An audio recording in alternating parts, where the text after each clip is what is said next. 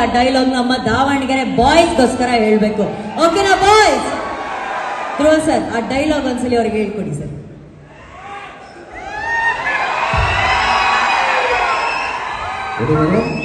Ready, sir? Yeah.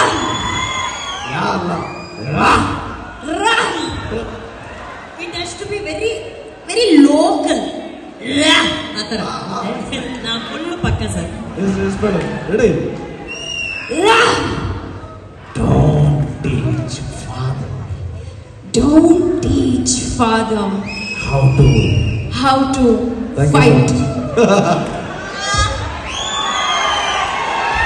ಅಣ್ಣ ನನ್ನ mic ಕೊಡಿ ಅಣ್ಣ. ಅಣ್ಣ ಹಲೋ ಕ್ಯಾಪ್ ಅಣ್ಣ.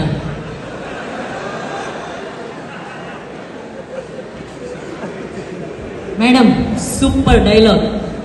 ಆದರೆ ಅವರು ಯಾರಿಗಾದ್ರೂ ಹೊಡೆದ್ರು ಕೂಡ if you hit somebody they will say thank you love you too ಅಂತ ಹೇಳ್ಬಿಟ್ಟು ಹೋಗ್ತಾರೆ.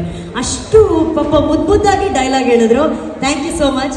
ನೆಕ್ಸ್ಟ್ ಫ್ಯೂಚರಲ್ಲಿ ನೀವು ಫುಲ್ ಕನ್ನಡದಲ್ಲಿ ಮಾಸು ಸಿನಿಮಾ ಮಾಡಿಬಿಡ್ಬೇಕು. ಓಕೆನಾ? ಅವೆಲ್ಲ ಹಂಗೆ ತಾನಾಗಿ ಬ್ಲಡ್ಡಲ್ಲಿ ಬಂದ್ಬಿಡುತ್ತೆ. ಏನಂತೀರ ಧ್ರುವ ಸರ್?